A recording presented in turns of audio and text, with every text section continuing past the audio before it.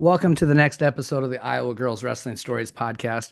I have probably one of the most influential people in my coaching career, or at least recent coaching career, on today, Emma Randall, who happens to be the head wrestling coach for Columbia University. She's also the head coach for women at the New York City RTC. She's worked for Beat the Streets New York. When I met her, was a development coach for USA Wrestling. She's also the founder of An Ever Evolving Story. And in my opinion, in my experience, she's probably one of the best coaches, male, female, that I've ever been around. And I've learned so much from her. So, please welcome Emma Randall to our conversation today. How you doing, Emma?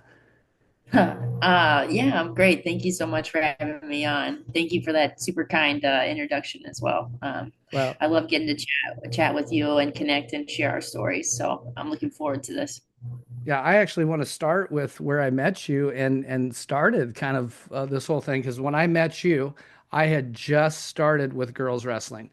I had taken Keegan, I was the first girl I coached, took her to that meet at Carver Hawkeye, and then the Schuster family invited me down to Lincoln to go to this clinic, and I was like, well, that's not. I just had an incredible experience because I never knew even girls wrestling was that big, and for the time, now we look at it and we look back and say how small it was. But then I gotta meet you at this clinic where I saw some different things. I saw games being used as a tool and redefining success. Could you talk to maybe everybody a little bit about how you use some of those tools with the youth and even the college girls? Yeah, I think wrestling's a hard sport, and we kind of overlean into the challenge and use the sport as a deterrent more so than like a welcoming space for young faces and new faces, and even just like keeping it fun for those to stick with the sport year after year. And so that was an interesting clinic. It was like K through 12, and it might have even been some kids that were younger, all in one space, cohabiting and training alongside each other. And we had the groups kind of split up. And so we were kind of juggling back and forth between the age groups as clinicians and trying to figure out what's the best way to build this room. And I think it's definitely something that we talk about a lot within the coaching education realm. Is like, how do you make learning fun? How do you make it accessible? How do you create games that can kind of naturally help your student athletes pick up a skill without you having to teach step-by-step technique, and making it a little bit more fluid, but also like building that in and making it a piece of confidence from them. And so games have always been a big part of the coaching realm and education pieces that I've studied. And it's fun to just kind of apply those things and see like everyone still enjoys a reason to laugh during practice. Everyone wants a moment to be competitive. Our sport is competitive. So why not lean into it in a joyful way and work on competing and being a respectful competitor and a sports person, in the various forms, both as like a wrestler, but also in the multitude of games and ways that we challenge ourselves. Yeah. One of the other things that I really picked up at that clinic and it was redefining success. Sometimes you had talked about how even at the highest level, you don't necessarily talk about wins and losses. You talk about getting better. That comes out of my mouth a lot, but let me hear it come out. Let me hear it come out of somebody's mouth that's a little higher up in the food chain than myself. Yeah, well, I think like there's so many things that go into an ultimate win or loss that, as much as we feel as if we're in control, we're really just contributing to the outcome. And so I could do everything right and still have factors in which maybe I'm mismatched with my opponent's strength or my opponent's technique and experience. Maybe, I'm not feeling my best that day. So really what we're looking for is like, how are you improving each match? What are the tactics going into that start of the match that we talk about wanting to execute within our game plan? Maybe it's as simple as like getting to our control ties and finding our offense, or maybe it's maintaining head position and controlling their attack hand for the full 6 minutes. Whatever it may be, right? Like, what are your things? And then as we're exiting that match, are we really like, were we able to do what we practiced? Were we able to do what we talked about? And so that can be a big piece of defining what is our success and what are the areas that we have opportunities to continue to get better in. It can also expand outside of the match. to your warm up, your cool down, your mindset, your ability to sleep, your refuel and rehydration plan post weigh-ins. You can get super technical with your match stats. I try and just like let our women grade themselves on a scale of 1 to 10. How well did we do as far as like preparation with sleep? How did our mindset feel? Were we feeling confident? Like just kind of checking those boxes so they're looking back at a larger scope, because competition happens in 6 minutes, but there's a lot of things within that 12, 48, 72 hour window leading up to that can impact our outcome as well. And then after the tournament, going back and looking at the match stats, how many shots did we take? How many times were we in our control ties? Were we able to finish those shots? When we got to our control ties, were we able to like make an actual attempt with them? How many times did we get pushed out? Was there a drop in our scoring at a certain time within the match consistently? Like, hey, during the fourth and fifth and 6 minute of the match, I'm exhausted. You're not scoring points. It's probably because you're not in shape. So trying to Mhm. come and unpack those things in different ways. So it's not necessarily was your hand raised, but it's what are the important pieces of growth that we're really looking for from this match, and whatever your rating scale may be, whatever those 2, 3, 5, 10, 20 items are, like, are you looking for ways that you succeeded? Are you looking for ways that you can improve your process and improve your performance long term? Wow, that's really, I mean, it's amazing how in depth, the sport really gets, as a high school coach, and I have about hour and a half, 2 hours a day with them and work another job and come work, I wish I had the time to dive deep into something like that. It would be awesome because I would really love to see where we're at on those things. And maybe it's something I just need to do a better job at, and find some time to work on that. Obviously it's time consuming. It's a huge time commitment, and I think the thing to think about is like when you look at other sports, they all have software that's tracking those data points for them. They're tracking where were the shots going up, where were the shots that were made on a basketball field, how many times did we run, how many yards did we gain per carry, how many times did we throw the ball, right? Those stats can't exist, and so I think that's a challenge to find like the correct data and software. What data are you looking for, and what software is collecting that stuff? I think an interesting thing to do, and we have a pre-match competition worksheet where the girls are putting in their own goals for themselves, and so that's helpful. Like it's written down, and then after the competition, they have a post reflection, and so that's really falling on the athlete to have that reflection, and then it's coming to me to watch film together, and we're reflecting pre and post what things worked out, what things didn't, because just like you're saying, there's only so many hours in a day, right? And Yeah. I think for some of our like higher performance women, or maybe like our people who are like competing for world team and national team spots, we're really like digging in on what are the data points and what are the feedback. And then some of the people that are a little bit more recreational based are still growing and learning. I think empowering them with those tactics and skills to evaluate themselves is super helpful as well, because now you're not spending a ton of time watching their film, but you're doing a lot of time sitting next to them and saying like, that's a really good idea. I love the way that you set that goal for yourself to stay after practice and work on your conditioning, or to get, to work on this focus area, whatever that may be for them.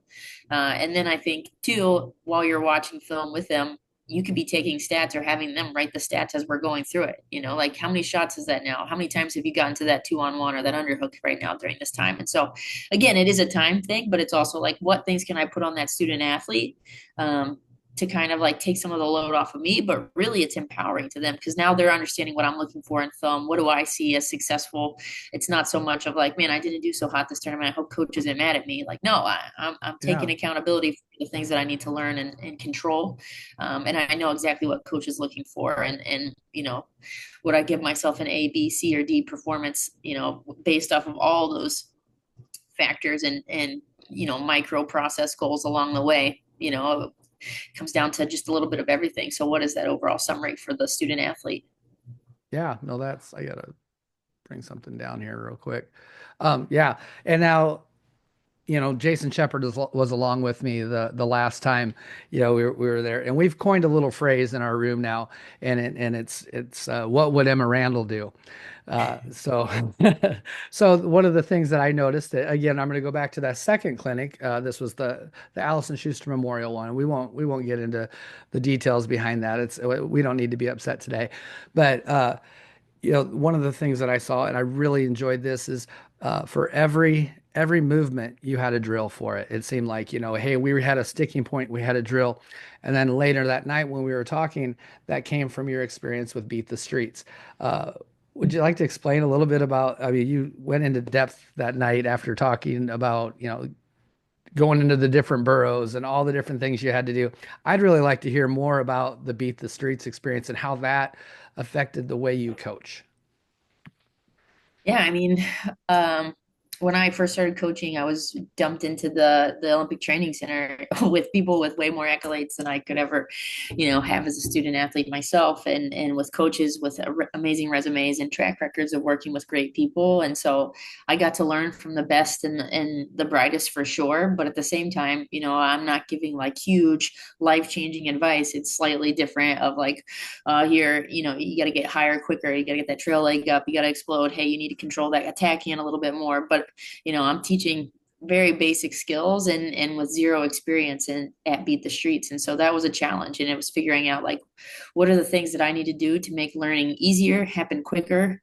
Because, as coach, the longer that athlete sits there and does the move and doesn't feel like they're executing it right, they're getting frustrated. They're starting to talk negatively to themselves. They're starting to question whether I belong in this sport. They're starting to question you. They're as like the coach, and so Yeah. I'm not afraid to let someone struggle, but I also don't think it needs to be so laborious all the time. I think we got to find ways to help our student athletes win. And so by chunking the larger skill down into these smaller pieces and layering games and drills back and forth to scaffold this overall lesson, that by the time they piece it together, they've got, whether it's a chain movement, set up, takedown to turn, or maybe it's just like understanding three different finishes based off your opponent's reaction from a single leg entry, like just understanding those pieces. But those things kind of layer on top of each other and scaffold to provide success. And some of that may be like by just doing drills that are really small movements, whether it's eliminating using our hands so that we have to work on our hip position. Maybe it's by my head has to stay in contact, which means my feet have to continue to move the entire time. Maybe I'm holding a piece of paper underneath elbow. So I'm pinching my arms in so I'm not getting too overextended and reaching in the hand fight, whatever it may be, as far as like creating a manipulation or changing the space or saying you got to get to this target over here when you finish your double so that we're making sure our women are getting up to their feet and running and covering distances. But there's a lot of different things that you can do that force you to step outside of your comfort zone. And I think not only is it helpful for the student athletes to build success, but now we're focusing on those little mini details within the technique. There's always what are my head, hands, hips, my feet doing in any kind of motion? What's my direction? What's my pressure look like or feel like? And helping them understand those things. And so by chunking it, you kind of get a little bit greater sense of what each detail is doing so that when we do pile them together, it's a pretty fluid motion.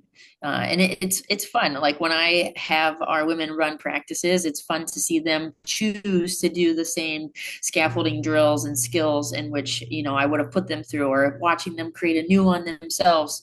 And it's fun going to different countries or programs and watching the warm-ups, the practices, the drills that they're doing, watching online, but like taking all of those things and like, how can I apply that to my room? Oh, wow, I really love the way that person's feet were moving. I love the outside step. Like, I think that's a great agility drill that we can add to our warm-ups.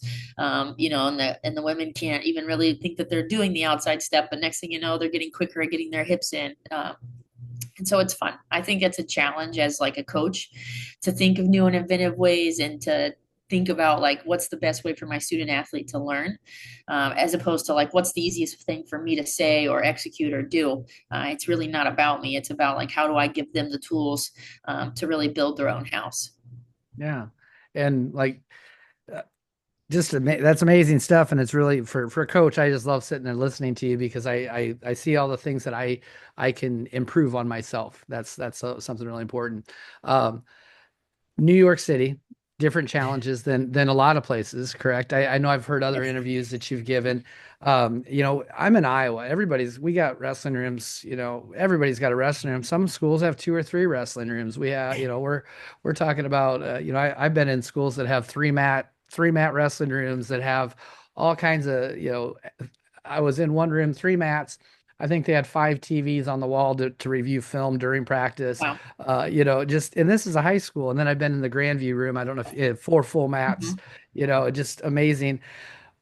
What's some of the differences in New York City compared to, like, we'll just say Iowa? And I know you're from Ohio, another big wrestling state, and you wrestled Yep. in Pennsylvania. So, I mean, what are some Yeah, I didn't differences? realize that we were living a luxurious life with wrestling rooms, right? Like I think we've taken them for granted our entire lives. There could be, teams that are practicing with 4 mat strips and they've got 40 people. There could be no designated mat space, and so it's whatever they can fit as far as strips in a closet or behind the bleachers, and that's where they're going to roll it out in the cafeteria or um, in the gym, or maybe it's even just an empty hallway. No real weight rooms for the student athletes, and so it's whatever the school has. It could be some random dumbbells and some plates. It could be just, hey, like you got to put stuff in your backpack and weigh it down. I've got some books over here. I got a couple jugs of water. Like let's make this work with whatever we've got. And I think the pandemic was helpful too, because I think it eliminated some of those extra resources that we all took for granted. It kind of leveled the playing field as far as you need to be creative of how you're going to get this workout in. And it's a challenge for the city. Space is limited here in New York, and um, it's always going to be that way. That's just with the place in which we Yeah. live. And so I think we do a really good job of coming up with ways to utilize our space to create small, lightweight things that, can double up in uses, or maybe, hey, let's be creative about the way that we're adding weights and making this a challenge for our student athletes. I think New York is known for, like, if you can make it here, you can make it anywhere. Um, and so we lean into that kind of like grittiness. I don't need the best. I'm just here to fight. I'm here to be the best that I can be, and I'm willing to take on anyone. And I think that's something that's really cool. I would say that I've probably been to like 6 to 8 wrestling rooms in the entire New York City population itself. And I've been to a lot of high schools, a lot of colleges, a lot of rec centers. Uh-huh. And so when you do see something, you really value it and appreciate what you have. It doesn't seem like much, but I had the same wrestling room from youth wrestling all the way up through high school, and like what a joy that was to like have a place that held memories versus like this is a smashed tater tot that I'm wrestling next to on the edge of this mat. Yeah, there you go. They do a good job cleaning up, so it's not like that, but it's I just know what you're like saying. shared space and shared memories versus this is your own thing. um, and I think even just having that safe space that you can call your own was important for me, of like this was home, whether I was in college or high school or at the training center. But um, yeah, it's hard for those student athletes to like, what is their home? That team is a huge source of community for them, but not having a home base is hard. Yeah. So I just heard you mention something about having a home, and you've always had a home base and stuff. Why don't we go back to early days of you wrestling in Ohio? Was that, I'm guessing that was co-ed at the time, I'm sure. And why don't you talk about how you got into wrestling and where it went from there? Yeah, I actually just got a message from my hometown peeps today. They had like 50 women in their wrestling room, which is Oh, amazing. wow. When I started, it was basically a boys program that they allowed to be co-ed, thankfully. I grew up in a really small rural area with some great guys who, were challenging my parents about why I couldn't get on the mat with my brothers. And I'd spent almost a year sitting on the sidelines 3 to 4 days a week watching him wrestle, wondering when I would get the chance. And I started shadow wrestling on the side. Then I started joining in the practices, but not competing. And then by third grade, I got to jump in and wrestle in state. I got spladled in the finals, stuff. Yeah, I wrestled You'll up have through to, junior high and high school, and it was a good experience. Once I hit like 119 pounds, my parents were definitely questioning whether it was the best move for me. And so I was always a multi-sport athlete, but I started just like training and wrestling and not competing until I would wrestle in all women's tournaments. And so I kind of made that shift of jumping out of the high school realm because I didn't want to wrestle 145-pound guys. yeah, no, I understand That that. that changes the narrative, right? Of like what's Yeah. safe and appropriate. And so I was jumping in with the guys when I could, playing other sports, and then continue to wrestle through college. But my hometown people are have always been like great supports. They've definitely challenged me, and I think I've challenged them as far as like how do you handle a female in the room. It was brand new territory for them as well, so I Yeah. think their intentions were good, Yeah. and Yeah. trying to make things as smooth as possible and as welcoming as possible. And because we had the K through 12 program, being able to age up with people as opposed to walking into a room and being brand new, I think also helped. And it was a great opportunity. Yeah. So would have that been the all girls meets? Would that have been USGWA? Yeah, yeah, that Yeah. was the hot days of USGWA. I Yeah. wrestled a girl from Michigan every year in the Ohio State Championships because that's how small the tournaments were. They're like, Yeah. you can get here, you can wrestle. Yeah. I I hear you a lot about it. I know Kent Ballow. I've talked had a phone Mhm. conversation with Kent Ballow before. Very fun guy to talk to. But I talked around here. Paige Storm. I don't know if you know Paige or not. Coach at BV University. She wrestled in the USGWA, and I've heard all the stories and things like that. So it's really cool that existed 20 years ago. That Yeah, and it's it but unbelievable, that's honestly. yeah, really. And it took us this long to really get the sport sanctioned, and it's kind of I don't know what happened. I don't know where that disconnect was. I'm glad it happened eventually, but I know there was a Mhm. disconnect. I know you went to Lock Haven to wrestle, and would have that been one of the first female programs? I know like Missouri Valley had one. Cumberland's were they that was some of the first ones? Yeah, yeah, Minnesota Morris. Yeah. Yeah, there's quite a few of like the originals. Lock Haven did not have a women's program in the early 2000s. So Sarah McMahon, Ginny Wong, Katie Downing, Aaron Vandiver, who formerly Tomio, they all were at the Haven and they were on the guys team. So my Oh, academic okay. advisor, while I was still there, was actually the head coach of the men's team during that time and was welcoming the women into the room and helping take care of them. So it was cool to have like a piece of that history every day, in class, but also helping me kind of manage my future and line up my career. When I got there, there was a club and there was about 15 to 20 women. A lot of them crossed over with our rugby friends and would play, based on the season, which team they were competing for. Hmm. We weren't a part of the WCWA. We were closer to Canada, so we would just go up to Canada at least once a month to go compete. Um, back then as well, Canada was ahead of the US as far as women's wrestling. Their performances on the world and Olympic stages were by far outdoing us. And so it was a cool experience. My college coach was a wonderful guy, Terry Fike. Got a lot of Terrys in my life.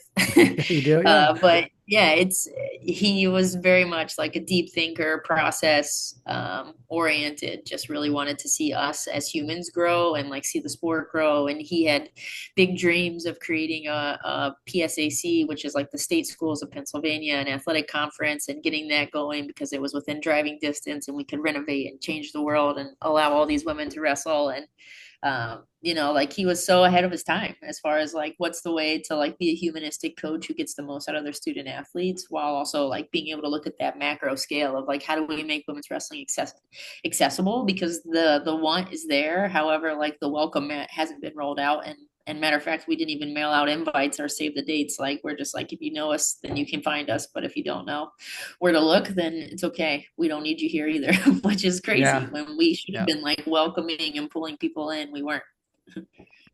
Yeah, it is amazing, and it's awesome that you've had some coaches in your lifetime that were ahead of their time for that. I know that in Iowa, I as soon as I started coaching the girls, I noticed the difference right away. It was something that, you know, girls tend to pay attention better in practice, but that's not even it. That's not it. It wasn't even how they picked up on things. It was, it's kind of the emotion behind the sport. It's kind of the relationship building that it seems like the female side of the sport has more than the male side.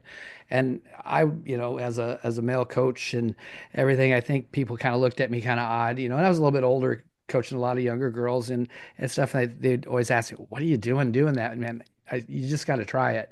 And now all these guys are coaching the girls. They've switched over and they won't Mhm. go back. It's such a fun it's such a fun and a refreshing way to coach, you know. And I'm not saying I don't have frustrations, you know, on my team, and it's not all rainbows and unicorns and stuff, but man, it is just refreshing sometimes to talk about relationships. And I think that's something I got in those first couple of clinics with you. You know, it is a little bit about relationship building and things like that, more so than the guys. You know, I've been at guys clinics where we'll take a lunch break and they're all sitting against the wall on their phone and the girls are having a, you know, the girls are Mhm. talking and having fun and just a different environment. Has it, I don't even know where my question's at there. I don't know. I get more of a statement there. I do remember, I think at that first clinic, you said that you kind of got burnt out on wrestling and at Lock Haven and maybe even Sure. thought about stepping away from the sport prior to maybe talk a little bit about you know, the burnout because it's real. The burnout is real. And then what brought you back in to the sport of wrestling? That we're Yeah. grateful you came back. Well, thank you. I'm glad I came back too. It's worked out in my favor for sure, and it's been a fun ride. I was at Lock Haven. I started at 79 kilos my freshman year. Got down to 72, and then I thought 67 would be a better weight class with Stephanie Lee, Ira Smith, uh, Allie Bernard, and Adeline, and others up at 72. And so I wanted to come down to 67, which is like a stretch for my body type. I'm almost 6 feet tall. And so to cut down to 67 kilos, it's 147.5. My life centered around managing my weight, what I could eat, when I could eat. Another huge thing that was weighing on me was just like I'd always struggled with it. But it was like becoming more and more aggressive and intensive as far as like the impact it was playing in my mental well-being. But competition anxiety, there's two real like major sources of competition anxiety. Mine was cognitive. It's probably what almost all of us experience, but probably don't label. And so it would start, a month before the tournament, and I would be thinking about like, man, I've got to have a good result so I can climb the rankings, so that I can qualify for this, so that I can show my team why I'm a leader, and the value of my wrestling, but also the value of me as a human was tied to a lot of the outcomes. And so not only was like the weight management controlling almost every aspect of my day, but so was these like negative thoughts of like what ifs, and a lot of them weren't rooted in reality. And I started studying sports psychology at Lock Haven because I recognized in Uh-huh. myself what we were talking about in class, and that drew me into a whole realm of like self discovery, but also just like things that are super helpful for human development, but also in my coaching role today. But yeah, I really struggled, and I have to think again. My college coach had me write a letter to my parents to like explain my feelings of like what I was perceiving they thought I needed to do to be worthy of their love, or of like their acceptance, or that college was a positive thing. Um, I would sit with him for hours, and we would redefine success. We would talk about the meaning of love and the meaning of like being all in and taking risks, and what do those things look like. We would watch interviews of coaches and athletes talking about those kinds of things. I was in my classes feverishly taking notes, not only because I'm a nerdy person, but also because I was like, this has to be the key. But yeah, I mean, I really worked on myself and tried to figure it out, and I couldn't. I remember like after my last US Open, that was like the year of the Olympic trials. And then U23 nationals that year too. I was like, I'm so done. I was just like needed to be out of the sport. And I had lined up an internship already at that time with the New York Athletic Club. That was falling through. And so I was meeting with my advisor, Carl Poff, who was the former head coach at Lock Haven on the men's team, almost like weekly to figure out what I was going to do. And that's when Terry welcomed me to the Olympic Training Center with USA Wrestling, and Mitch Hall was a big piece of that too. They didn't know what I was going to do, but they would let me in, and I would shadow Terry and handle any administrative stuff the summer of the London Olympics.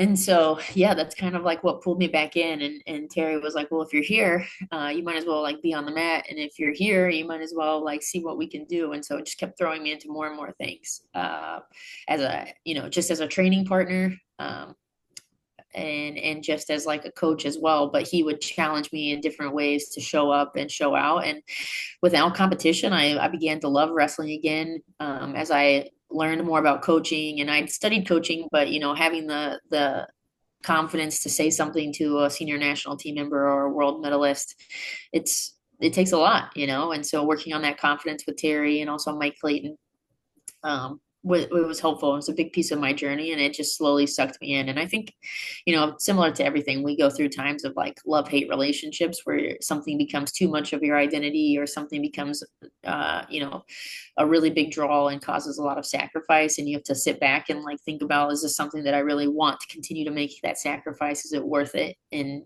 I think keep coming back, and I'm sure you have the same thing because you're sitting here today too, but we Yep. keep getting drawn back in. There's something about the sport, there's something about the role of coaching that's like so special and powerful, and the community that we surround ourselves with, that makes it worth us, the return.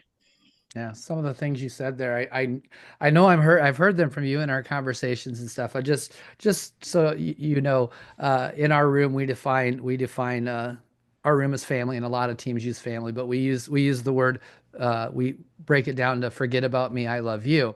But I uh, figure as male coaches in a high school room full of girls, we need to explain love, and I'm so happy you said that uh-huh. because I explain love as I am going to give of myself to you without expecting anything back. And if we're a family and we all love each other, you'll give of yourselves to your teammates, and we'll build each other up instead of putting each other down. That's kind That's of the so cool. basis. That's the basis of our room and stuff. So I know I've heard these things come out of your mouth, and I don't think any coaching anymore is original. I think we're all hearing it from people Yeah, we're prior to trickling. us, and Yeah. which is great. But I've and the word confidence.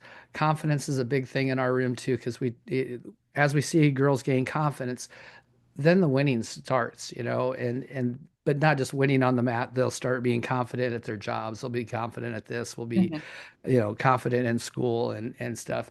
So yeah, I love hearing those things from you because I know I heard them from you, and I wanted you more so. I wanted you to know that you were heard and that we're using those things. Um, Oh, well, I appreciate that. I think it's yeah. so cool.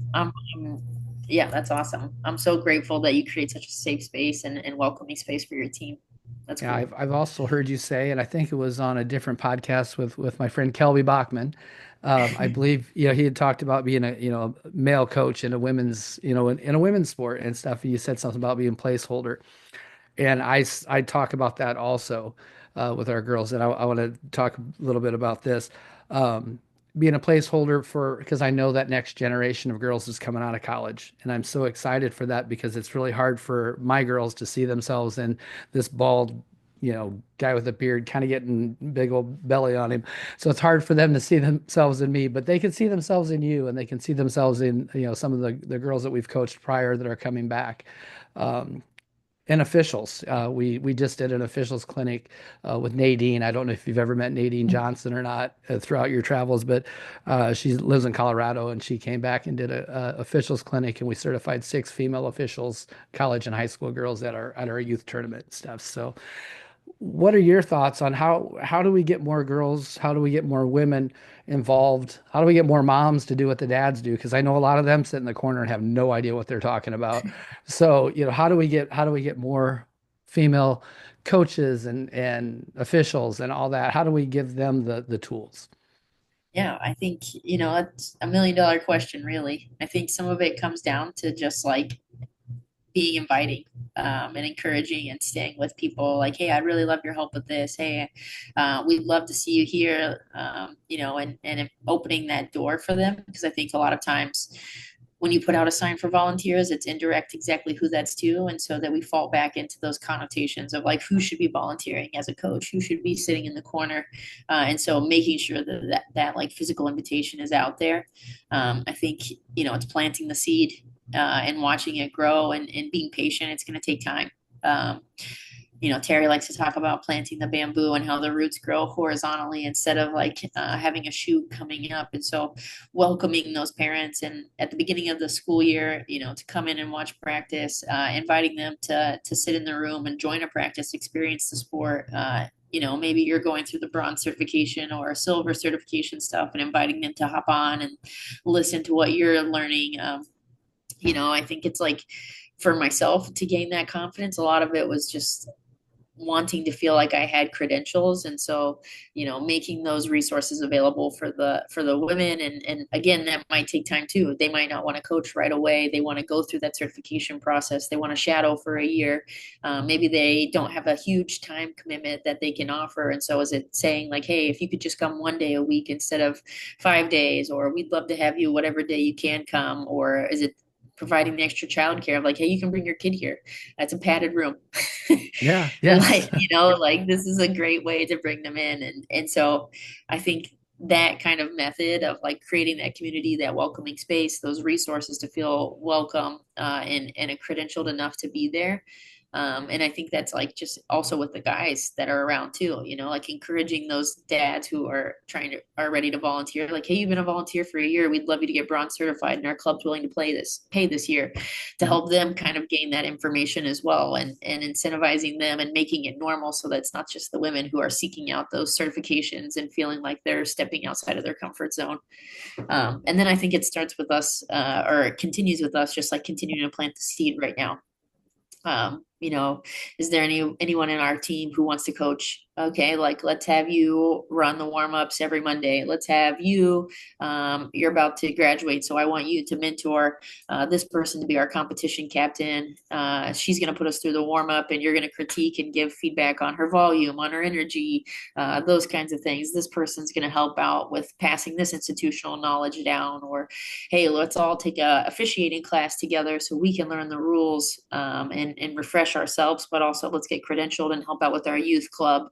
But like planting those seeds of like you belong here and you can do those roles, and then providing experiences to do them, or experiences to learn more about those various roles, and opportunities to practice them. Those job shadow opportunities, those mini internships, most of the time we end up digging into that field more, and so we can steal something from the career and education world and implement it within our sport. Yeah.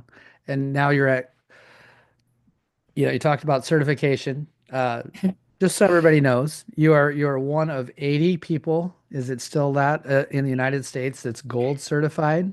That I have no idea what the total is these days. I believe that's what it is. But man, that's a heck of a commitment. I've done the bronze because you need to have bronze to be able to, cross state lines and things like that. But even just the silver is quite a commitment. How many hours of commitment time do you have to put into that? It's amazing what you have to do, but it's great. I've looked at the silver during the pandemic. I looked at the Mhm. silver because I had some extra time on my hands. But what are some of the things you have to do in order to become certified that at that level? Yeah, I think it definitely was a huge time thing. I did it the same time I was in grad school, so some of the stuff I feel like I just was like I already was in homework mode, and Uh-huh. so I was able to bring some stuff out. But there's the book reports, there's recording your practices and submitting a plan and practice to be reviewed. Doing research and presenting on a topic, helping lead a coach's clinic, going overseas and being a part of Team USA. Lots of just like different readings and applications of like what did you read and how did you pull that and apply it to coaching, and what things can you take from other sports industries. And it was honestly like really good. uh, Instead of talking a lot about like the technical aspects of wrestling, it talks a lot about like the methodology of coaching. Like how do you best serve your student athletes, how does your leadership impact your team's performance and culture. um, how do you build rapport with a student athlete? How do you focus on like creating a practice plan that has some sort of community builder or some sort of relationship building piece to it, and like how do you add pressure, but withdraw it so that you're not overtaxing or injuring or burning out your student athletes. But all of those things are essential. I think there's so much technique online, but when you really look at it, how many coaches are really seeking out opportunities to learn about how to improve their method of applying that knowledge? The techniques and tactics are super helpful, and I think like we're in a never-ending um, role in which we're constantly learning and evolving as coaches. I think we're all imperfect and hoping to strive to be our best self, but um, how do we really like take those things and apply them and make the experience focused on that student athlete and the best positive experience that keeps them coming back, that helps them uh, reach their goals and their potential as wrestlers, but also as humans. And that's what's like cool and powerful to me. Like it's great to win and it's cool to see those things, but it's cool when somebody was at 280 pounds less than a year ago and now they're down to 207 and are able to compete. It's cool to watch someone do their first forward roll, or when they come to you after borrowing wrestling shoes for 8 months and they finally bought their first pair because they're staying, like having them win their first match with their parents there, or it's just like there's so many cool things, watching them graduate and take on new jobs, watching them mentor other student athletes or help out at camps and clinics. And I think that stuff's really powerful and it's cool. And undervalued. Like I love to win too, but I love to see our students succeed and turn into wonderful people. Yeah, that's some of the stuff that I absolutely love this. I love coaching for more so than any victories or anything like that. It just those little tiny things. I think, as an older guy, I coached since I think 1999, and I Wow. have cried more Well, thank you. and I have cried in the last it's been about 10 years of coaching girls. Man, there's not probably a tournament that goes by that I don't tear up at some point in time because I'm so proud of what they're doing, or you just start talking about it with somebody else and I'll tear up with them, or I'll get a phone call from one of the girls. I try to keep in touch with a lot of them that are in college because I know how hard that is. I know I needed somebody to call me at that time, and we'll talk about how things are going, and those are the really special things, more so than any state championship or any of that stuff. It's just those are really fun things. One of the things that Jason Shepard and I really enjoy watching is how the Columbia University club team, that first year especially, was really fun to watch because we would watch the online videos and it was exactly what you showed at the clinic that we were at and stuff. And then it's fun to see how has building that team been. I mean, and I got a few more questions on the whole Columbia thing, but how is it building that? That's got to be just a lot of work, but really rewarding. Yeah, I think I love building. I found that out about myself. And that's like my favorite kind of role. And it's also a nice meld of high performance and development, recreation and like growing the sport, but also very much like how can we get people onto those age group and senior national teams and into that conversation of like making world and Olympic teams. And so it's a cool vibe of like mixing those two things and being able to build something from scratch, a whole new system, a whole new, um, just like pathway for our student athletes. And we have 25 now. We've averaged 25 to 30 every year. And so it's been really, really fun. We just graduated 9 last spring. So that was like, so sad because I spent 3 years with that group and this will be like our first 4-year class. Um, but yeah, I think like they're so smart and so kind and so fun and bubbly and inquisitive about the world and like ready to try anything, like so courageous, like to start a new sport at 18, 19, 20, 21, to start a sport that's combative, that violates gender norms, that's not one of the sports that's like, wow, that sounds really fun. Yeah. It's grueling and intensive. And so yeah, I'm like just amazed every day with like who they are, and learning from them and like seeing how they see the world. Um, that it's really cool, and it is of course a challenge. Like with a club, we have all the freedom and not much support. Whereas like a varsity team has an infrastructure behind it within that athletic department, and so it's also fun for me to wear the hats because I get to be creative, but it can be exhausting. I think the cool piece of the group that I'm with, like they see where I'm at and like, they check in. We have a weekly meeting with our executive board of like what's going on, who needs help with what. As I'm like piecing things together, I'm like, hey, I'm putting together next year's competition schedule. Are you more interested in doing this, or do you think we should do that with this amount of funds? And like sharing that decision making, delegating roles, and um, I think that's also cool too, because that's a piece of coaching that we also take for granted, and it's a life skill. You've got to learn how to budget. You've got to figure out and foreplan on those kinds of things. But um, like as you're stepping into coaching, you're thinking about those 90 minutes to 120 minutes of practice. You're not thinking about like the the communication side, the fundraising, the scheduling, the gear, the managing parents, recruiting, retaining, admissions pieces, all of those kinds of stuff. So it definitely helps to have like a team who's invested in supporting one another and opening the door and welcoming that next new face, whether they have experience or not, but also they're embracing all the different roles and sharing the load because it's heavy. It's heavy to start a program, and I'm grateful for them.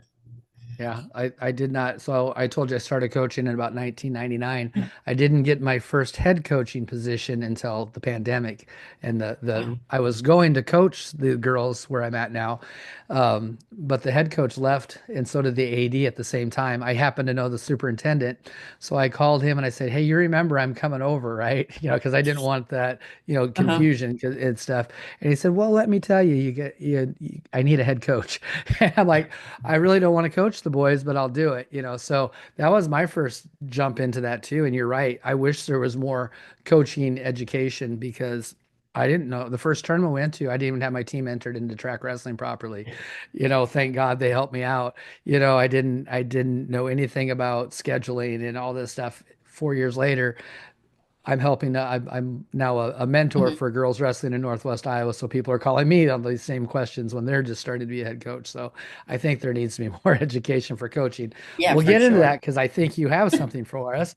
But so, I would almost say your Columbia University is similar to us high school coaches in recruiting wise. And since we're just sanctioned Iowa 2 years ago. This is our third year of sanctioned wrestling. So Mhm. we're getting a lot of brand new people on the mat every year and stuff.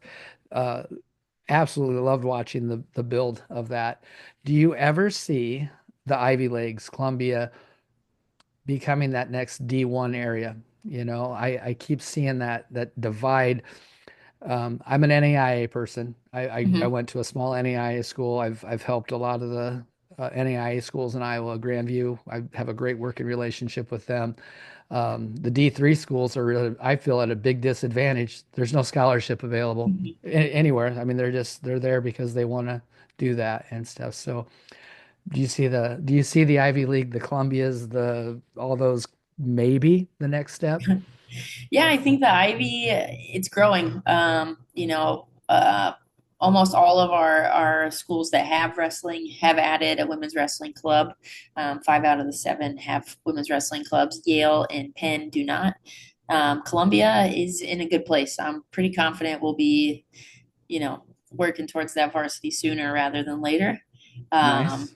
and so I'm super excited. I think like every year we have quality candidates who are capable of getting into those Ivy League institutions, and it takes a significant student to Yeah, be yeah. qualified for that. Our average women's acceptance rate at Columbia of the women who are going through me to apply, it's like 20 to 30%, and the average rate is 3%. 60,000 people apply. It's rigorous and competitive. So Yep. the candidates are there. They're quality candidates. I think we're going to continue to see more of them. And as we advance to varsity, you'll see quite a few more opportunities. And I'm excited to see the growth of it. We had a meeting a couple of years ago with the Ivy League office and just shared a little bit about where we are and what the clubs are doing. We're working and fingers crossed because nothing's confirmed or Oh even yeah. like prelim laid out, but having some exhibition matches at the first ever Ivy League Wrestling Championship this year in March. And so other ways to continue to add those in. Last year, we hosted the first Ivy official duel. We dueled Harvard and Lehigh in the same day as our first home duels. Because fielding a team of 10 weight classes is really hard pulling Yeah. people in. as you know. Yeah. And so, Yeah. yeah, it was fun to win those. It was fun to win at home and show our athletic department. And I think our athletic directors are super kind and gracious and are supportive of our program. The NYC RTC does a great job of providing equal opportunities to our women that our guys are receiving and supporting them in huge ways. There's not a lot of RTCs that have made that big plunge of like, I'm gonna, match what I'm doing on the men's side with the women and fill any gaps that we might not have. And so it's cool to have an ecosystem that's invested in the growth. And I think we'll see some big time programs here opening up in the near future. Um, and I hope that continues to create more opportunities for women, but also encourage other major institutions to pick it up. Right now, there's like 27 Division I clubs in Yep. the U.S. That Division I women's wrestling, the committee is kind of like managing and working of like helping them with bylaws, helping them make budgets, helping them fundraise, giving them advice on how to like work with key stakeholders and decision makers at their institution. And so it's been a cool thing to learn from Lori Ayres and Kira Berry and Jackie Davis on that committee and like how can we help these other programs and pull them up. Columbia was the first club to start and each time we have a meeting each month, it's like there's more people joining, more clubs are starting, more people are filing paperwork to start the club. And so I think those administrators are going to be like, wow, there's a lot of opportunity here to Yeah. to bring women in and be competitive right away. Well, it's just been shown at the lower levels, at the NAIAs, Mm-hmm. at the D3, D2. Um, you know, I'm smart enough and I've been around long enough to know that it's a business, and it's a fairly inexpensive sport, and it puts butts in the seats, right? That's Does how it the does. NAI, so that's one of the things I just keep waiting for it to go, build up more because it's exciting. You did say 27 clubs at the D1 level. Are they all wrestling freestyle? Because I know that the lower clubs are doing folk Mm-hmm. styles, or some are still doing folk style. How is what's Yeah. the mix there? So we separate ourselves. The NWCA that manages like the folk style club wrestling for Uh-huh. colleges, they only do folk style. I wish that they would open their eyes to what's happening on the freestyle side for women and providing those opportunities for women within their clubs. Those are co-ed clubs, the majority of them. It just Yeah. depends whether that club happens to attend a tournament that has women there for their female partners and teammates to wrestle. Okay. The clubs that we work with are like actively seeking out freestyle opportunities, and that's who we're really like focusing our attention on because obviously there are other clubs, and there's a lot of smaller clubs too that are doing the folk style route.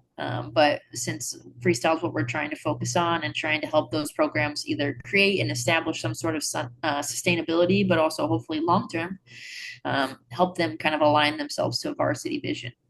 Yeah. And well, when we're talking folk style, freestyle, New York State is kind of running they're kind of running a experiment, and I'm excited to see the results of that experiment, being part of the girls union and helping on that as far as on the advisory committee. We've talked about it, and just logistically, it just doesn't make sense at this point in time because we just don't have the Yeah. coaching knowledge. We barely have coaches, and now we have, to have freestyle coaches is a whole different Mm-hmm. different thing. We have when I started the first year, I believe the number was 122 high school referees in the state of Iowa, and that's why a lot of our stuff fell on Mondays and Fridays, and even our state tournament Mm-hmm. runs Thursday, Friday because the boys do their state duels on Saturday to have Right. the higher level officials to be able to do our state. Otherwise, anyway, I'm Yeah, excited. Have I you think it heard is a joke. anything?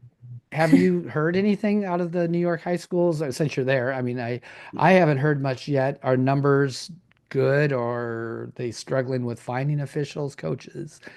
What Yeah. have you heard? Because Well, It's a little bit weird because New York operates a little bit differently. New York City is not under the control of the New York State High School Oh, Association. And okay. so living in New York City and beat the streets here, like is kind of like closer to my pulse. So I definitely know more about what's going on with them than what's going on upstate. But the numbers are up as far as how many women are on a roster. They put together a fall coaches series in which they were trying to empower coaches with more freestyle knowledge, how to cross over freestyle and folk style skills, like what are easy transitions that you can hit back and forth or teach so that you're not really like adding so much new things to the load. Um, and I know the last phone call that I was on, they were still trying to figure out what they were going to do about state and like how they were going to fit all the various mats and competition sessions and officials in during that time. So it'll be interesting to see what happens as they move into February for their state championship, whether they opt to move them to two separate events or one weekend and everyone squeezed in, or what they're going to do. But it is exciting. It's exciting to be part of a state that's kind of leading the pack with a freestyle championship.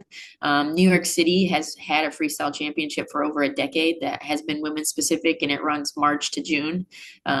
And so it was kind of cool to have like a folk style season and then also have a freestyle Uh-huh. season. I think we could take that model from cross country track and indoor and outdoor track, and we could have a fall Greco season, a winter folk style, and a spring freestyle if we really like got our ducks in a row and all committed to it. I don't know that there's ever a great time for the officials You might be right. uh, for those to grow or the coaches to grow. I think you're right. It's a huge hole.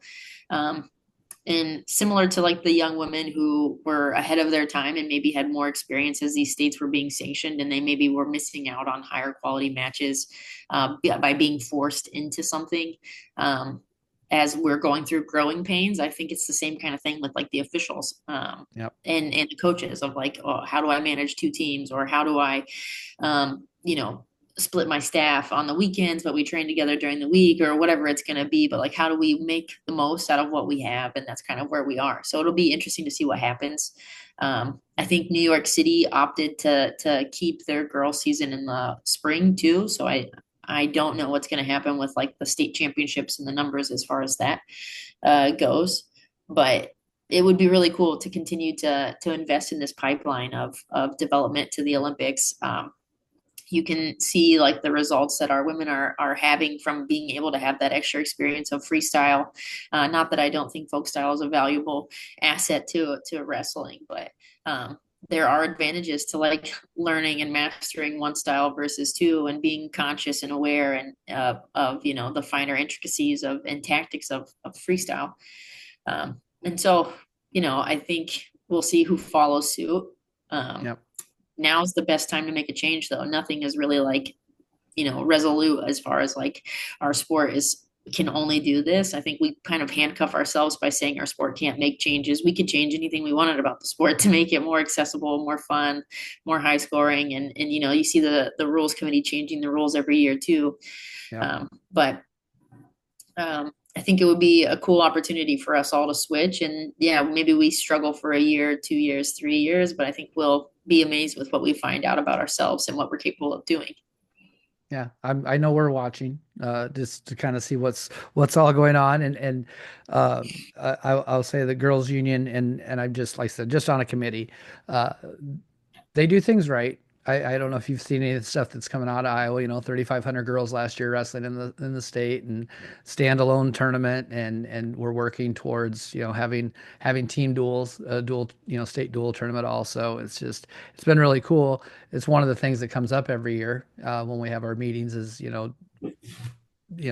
Iowa's an NFHS state, and there's not an NFHS rule set. We'll have to, that has to be figured out. There's Uh-huh. obviously things that need to be figured out, but it's something that is definitely being watched and looked at. You'd mentioned the RTC, which that's actually I got my little list, but I haven't really been following it. But wow, what a coaching staff! That's got to be just fun to be involved in that because I know Kendall Cross is there, Valentine's there. Who else is? I mean, you guys people pop in all the time, don't you? It just because where you're at, New York is. Yeah, it's such a fluid city with people stopping over, competitions, training partners. It's been really cool to just kind of like tap into those resources. In the last month, Helen, Ami, and Kendall have been in the room with our women, and so to have three Olympic champions in a college room for the Yeah. women that we have, that's it's pretty impressive. Um, and so the RTC, we really were like in a growing phase leading up to the Olympic trials. We're resetting, as you know, our men's staff changed over, and so we kind of have a brand new men's staff, and we're rebuilding the stable. But we had a good fall this year for our Olympic Training Center. Well, I guess a good year. We had athletes competing in the Olympic trials. One of our Columbia student athletes was competing in it, Maya Latona. Amit goes on to win Olympic gold. Afto Kimchaze wins gold at the non-Olympic World Championships right after that. And so it's been it's been fun. Yeah. It's been exciting to be a part of those things, and then to have the opportunity to learn from Kendall, to spend time with Valentine, just like whether it's sitting on a train or learning from their techniques. Same thing with like having Donnie Pritzloff, Jeff Buxton, Sebastian Rivera, and Greg Bolsack in the room. I think it's a really cool group. Of course, I miss Zach and his staff. I think they were awesome as well. But it's really fun. To show up and kind of like merge new ideas. And I think we're still, finding rhythm within each other as like things turn over and you're thrust into the season. Now you're trying to still get to know someone. Yeah. But it's cool. Like our women are able to access the high performance side with Kendall, the RTC, and the guys team Tuesdays and Thursdays in the morning, and they train with them. So we'll have 6 to 8 women in the room. Our higher level women who are trying to be age group All Americans, national team members, world team members, and placers. So to be able to like have a staff that immediately is welcoming and encouraging to those women, and while doing laps around the room are stopping not only to talk to their guys but to talk to the women and give feedback and stay after practice. Literally the day before our last practice before Thanksgiving break, Jeff Buxton stayed an extra 30 minutes to work with one of our women. Like that's pretty impressive to Yeah. have a welcoming space and be included in decisions as far as like where do we want to go for international training this year, who are we looking at bringing over for guests. This person's popping in, I think they're going to do a practice with the guys, but we can see if we can get an extra practice with the women as well. So that inclusive community and just like the ability to like bounce ideas off each other and share resources is tremendous, and it's a huge asset to each of our programs, but also just to New York City wrestling. Yeah, it's really cool to watch. And you talked about Amit and Helen and everybody being in the room. And I remember at the clinic, I asked you, hey, do these people take any training courses? Because our Olympic and USA athletes they're just amazing people and interviewers. I absolutely love listening to Sarah Hildebrandt interview, talk about her cat, and just just everything. And on her social media is fantastic. These are just genuine people, are just awesome people, aren't they? They're just Yeah, really, we're fortunate in the sport to have like so many kind, good humans. I think you really have to work hard to try and find someone you don't like. yeah, yeah, I think if you spend some time though, they're pretty great people. yeah. And to meet what a you get to work with her quite often, don't you? Being at the RTC and stuff is Yeah, when she pops in, it's great. She usually pops in a few times during the year, less now that she's not with Valentine and with Sarah McMahon, and it's been actually really cool to like hear what's going on with her and Sarah, and like be able to watch another coaching relationship uh-huh. flourish and see what they're doing as well. But yeah, it's great when she's in. She wrestles with our women, wrestles with some of our guys, beats me up as well.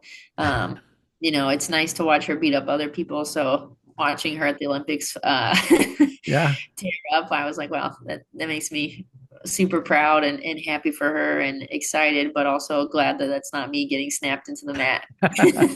Yeah, well, and you'd mentioned the girls coming up now, and I say girls, women coming up now. What an amazing group that we had at the Olympics this year, but there's more coming behind them and stuff. So it's got to be really cool because those are probably some of maybe the developmental people that you started working with. I don't know, was 10 years Yeah, ago, yeah, it's been a somewhere in minute, there. but Yeah, it's really cool to be able to like step back and see where each of them are, whether they're still in the sport, whether they're coaching, whether they're wrapping up their career, or just really breaking into that senior level. It's fortunate to like be able to see that spectrum of over a decade of time, really to like watch and see where everyone lands and goes. Uh, and so cool, like to think when I first started at USA Wrestling, they were closing the Olympic Training Center for the women's resident program at Northern Michigan, and they were just going to focus on the senior women and hone in there and just reinvented an entire new system of camps and clinics. International trips and like built something that didn't exist within USA Wrestling, but to see it like pay off in the Olympic success now, and then also to see like as more opportunities have been sanctioned or programs have been added, to see that like more and more clubs and high level coaches and just coaches in general are accepting and welcoming of those women, recognizing like the potential of that student athlete. And I think those kinds of things all together kind of worked synchronously to like it's a swell of amazing talent and skill. I'm really excited to see what happens. I'm definitely nervous to see what happens as well, because I think we somewhat benefited from delayed overinvestment in wrestling and specialization from like, they weren't specializing until high school or later in high school Yep. to college. And now to have them specializing early, I'm hopeful that their bodies will hold up, and that like the resilience and mental fortitude it takes to do something so monotonous and laborious every day withstands. But I think like if we can keep the sport fun, if we can make sure that the community is still really engaged and supportive with one another, that we could see some of our best wrestling yet. And that's saying a lot because we're doing pretty good right now. Yeah, yeah, amazing. It is amazing to watch. I would definitely want to touch on this. You are the founder of an ever evolving story, and this is something that I'm lacking. I need to commit to taking this course. Can you talk a little bit about your coaching course and everything? Because this is something I think is I've did a little bit of looking into it. I don't research a lot. I kind of fly by the seat of my pants. So I want you to explain a little bit to us, and I promise I will be taking this. So go ahead. Yeah, no worries. Well, thanks for bringing it up. Coaches education is definitely something that's like I love and I'm passionate about. I love learning, and I know like how important learning was, and those courses have been in my life as far as like my own trajectory. And I started Evolve really to like the word meant a lot to me. It's like we're constantly evolving. We're challenging the status quo, trying to break out of any boxes and put forth our best self, and recognizing that like the strongest traits do tend to survive, right? Like what are the things I need to like get to my next level here? And so I've done, a various set of like courses and clinics in person, virtually. This is like the first course that I kind of like put back and just put on the backside of my website for people to access at will. Um, and and just have access to all the time. And so there's like 20 topics, 6 hours of content, anything from like recruiting student athletes to building a practice plan, changing the cues that you're using while teaching to make sure that you're boosting retention and skill acquisition, putting together plans to help your student athletes deal with competition anxiety, just like all of those things. I think coaching requires us to wear so many hats, and we could take 10 different courses to learn one skill. But here's like a taste of some essential things to help you get by with your practice planning. Here's some things that you might need for your periodization plan. Let's give you some tools on like how do you help a first year wrestler pack a competition packing list.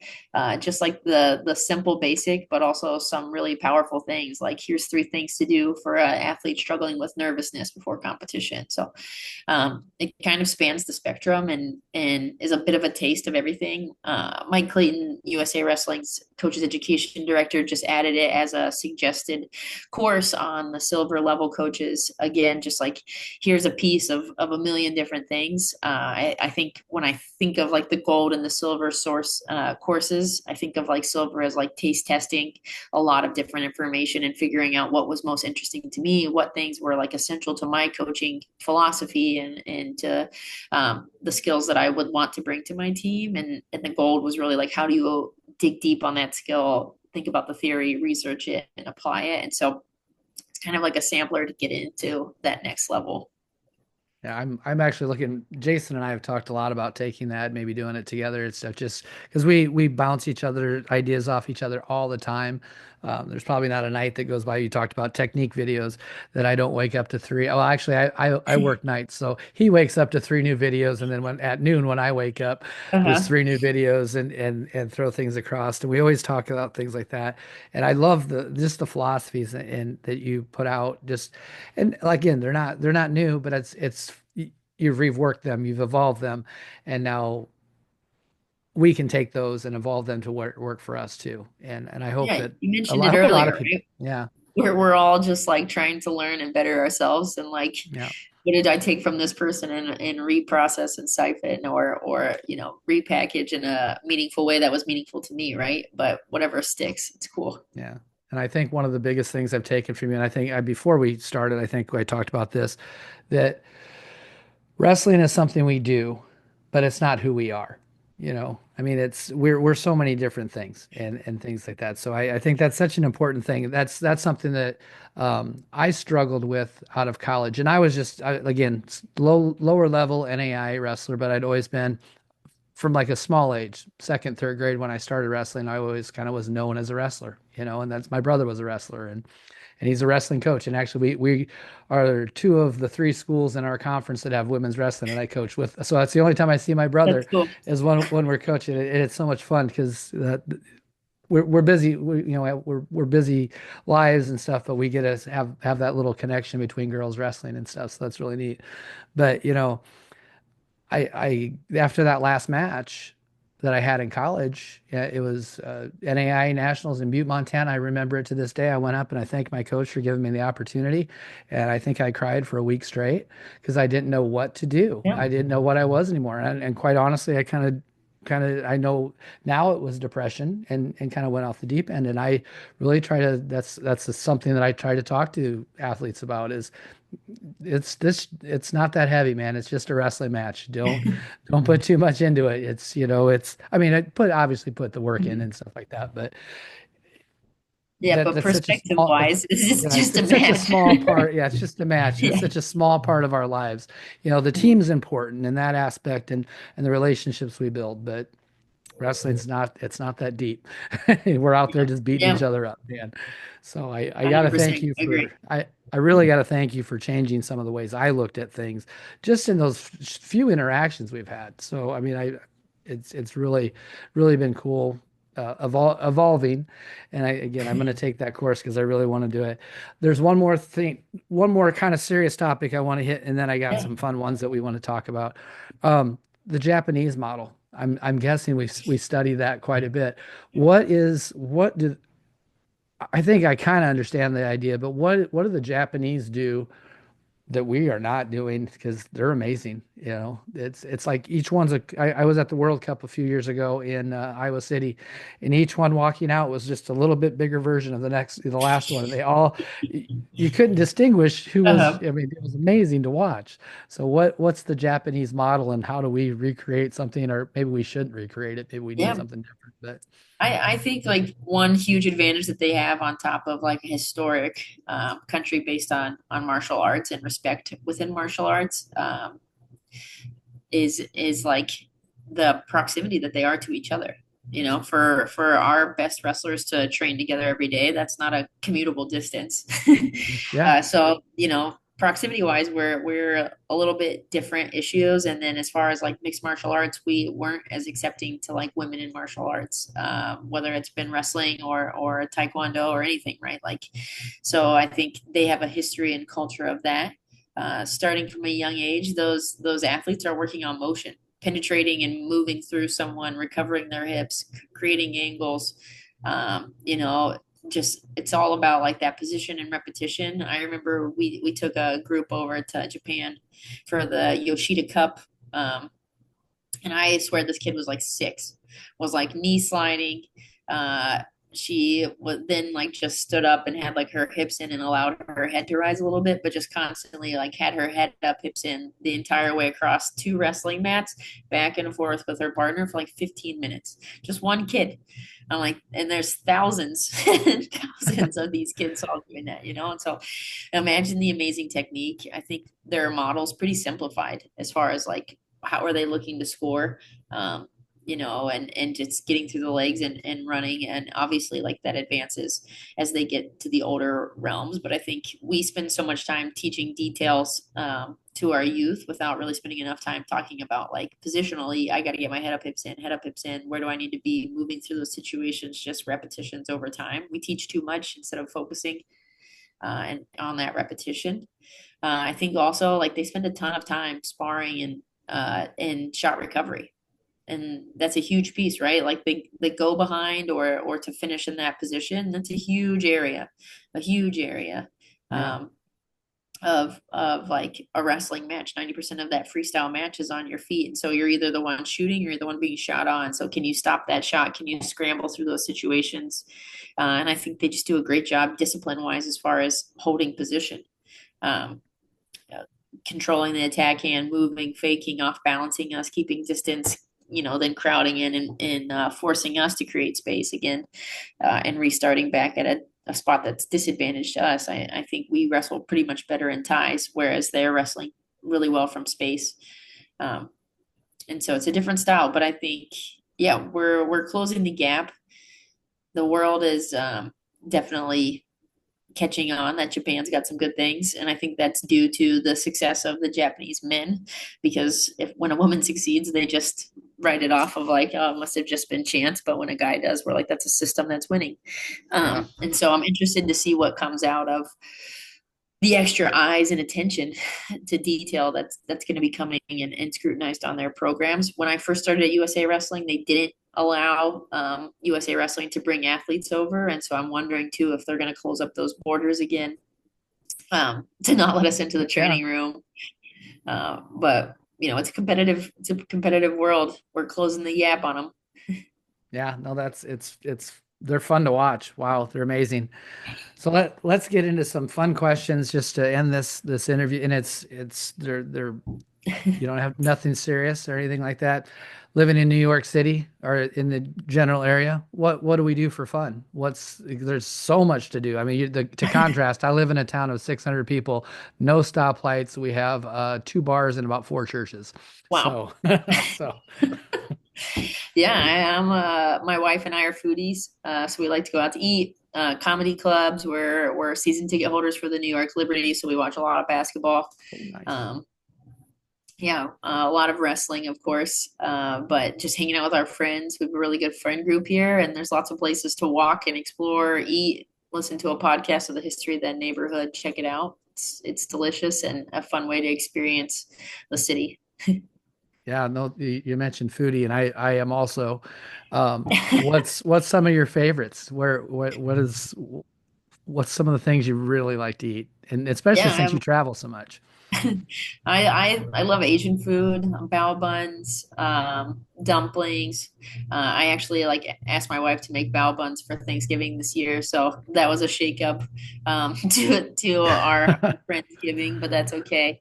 Um, Ramen. I love Mexican food.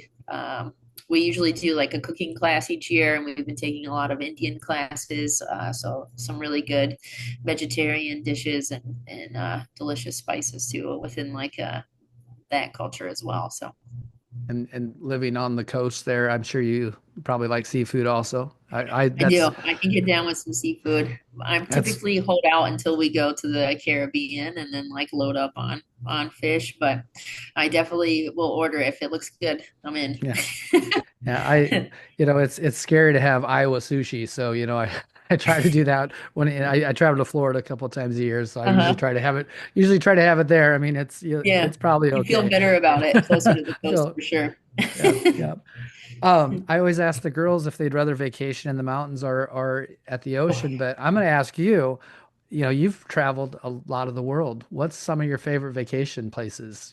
I know you probably don't get a lot of time to spend, but I'm sure you get to see some stuff. Yeah, I've seen a lot of wrestling gyms, a lot of saunas, a lot of hotels.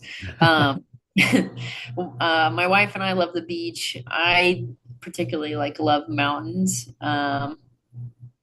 Yeah, so I think anytime we can have a meld of those things, um, like hiking on a volcanic island or like um, we also really like architecture, so hitting Europe and wandering around the streets and trying to get like a little bit of nature and hitting the parks that way.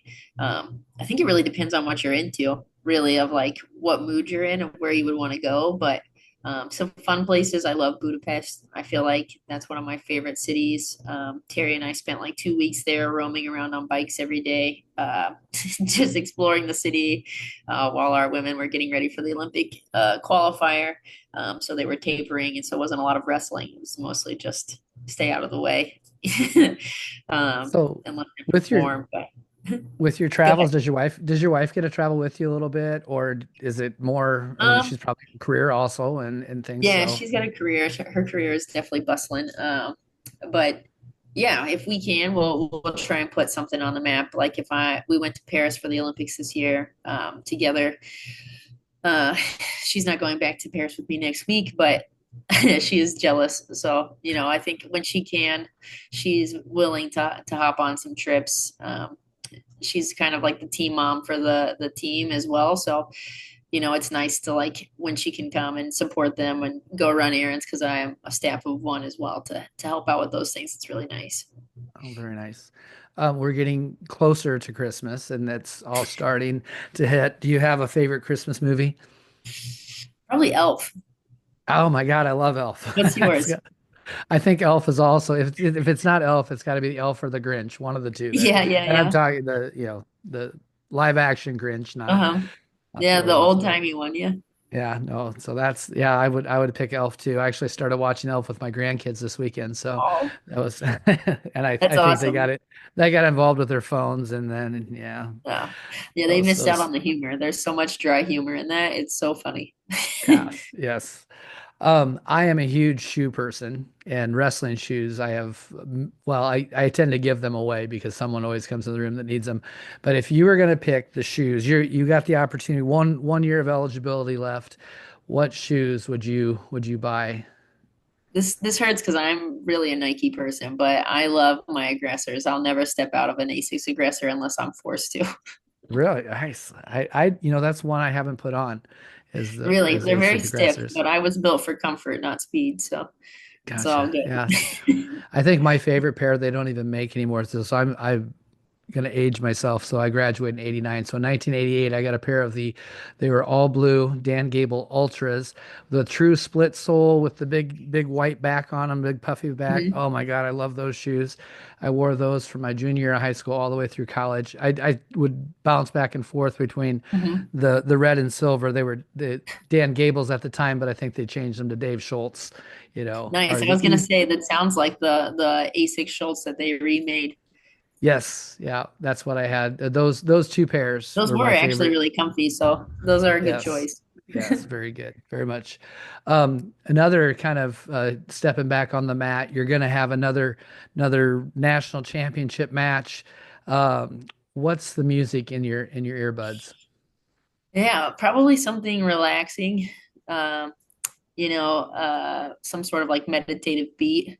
I think like centering myself. I definitely was like more into hype music when I first was like competing and then recognizing that I was like over psyching myself up versus like relaxing. Yeah, I think like just turning that dial back down and deep reflective breathing and controlled would have been helpful for me.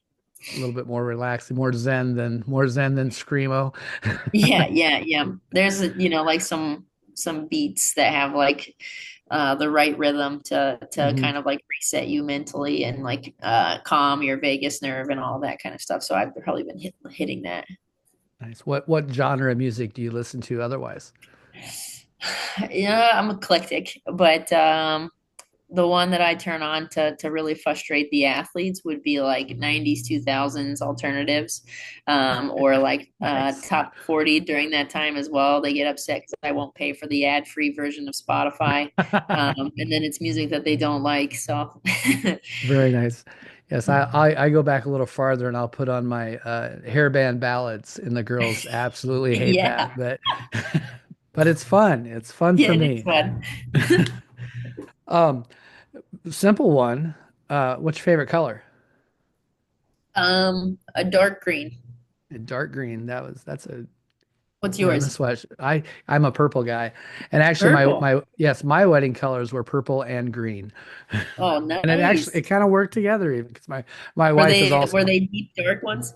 deep dark ones, yes. My wife is Yeah, also a dark green person too. awesome. How long I did in this I didn't even have on my list, and I knew that um how long have you been married now? Is this We just celebrated a year. I had to think about is that. it yeah, I had Yeah, just a little bit over a year. very good, very good. I was gonna tell I think I might even mention it when we were at the clinic that I did weddings. I'm, ordained minister and stuff, so I would have done that Nice. wedding for you, but We might have had to call you in. We were in Maui oh, I during would the have been fire. happy. Yeah, I would have been happy to come to Maui for that. I this has been fantastic for me. I always give people an opportunity to have maybe a little free thought, whatever they want. Doesn't have to be profound, but coming from Emma Randall, we'll all listen and it will be profound, I'm sure. So if you want to go ahead and give us a final thought for tonight. yeah. I think first I want to thank you for having me on. It's been really fun catching up with you, Troy. I appreciate Thank everything you. that you're doing for the sport. I think like we're all just like one one small piece of the cog that's kind of churning this sport and developing it and it's exploding right now and truly reaching its potential and hopefully rising what we thought we were capable of even doing. So I guess my thought is that just to remember our space, and we're doing great stuff, but also we still got to be pulling more people in. We need to continue to grow the pie and have those welcome arms and make sure that the people that are here know that they're appreciated and supported and rely on that community and encourage that community to continue to thrive. Whether we're inviting wrestlers, coaches, officials, peers, whatever, into the sport, but um, we've got a long way to go and grow, and we can't do it alone. So I appreciate what you're doing, and I'm excited to see the sport continue to grow and check back and see what's changed, in the near future. Yeah. Well, thank you very, very much for doing this. Like I said, I started this about a month and a half ago, and it's really enjoyable to catch up. A lot of times, it's girls I've coached in the past, whether it's been on a national team or I haven't even had an interview with any of the girls I coach except for the very first one, Keegan, who, oh, I don't know if I showed the picture. Well, we're gonna pop that up. I Oh, don't know if you can see that. You see, you that's haven't awesome. changed. You haven't changed one bit. You see, I got a lot of gray from when that was that very first clinic down in Lincoln. So, Keegan and I talk about that often too. That was one of those cool events. But I'm gonna go ahead and hit the stop button on the record. Stick around for just a minute, Awesome. and I'll talk to you. So.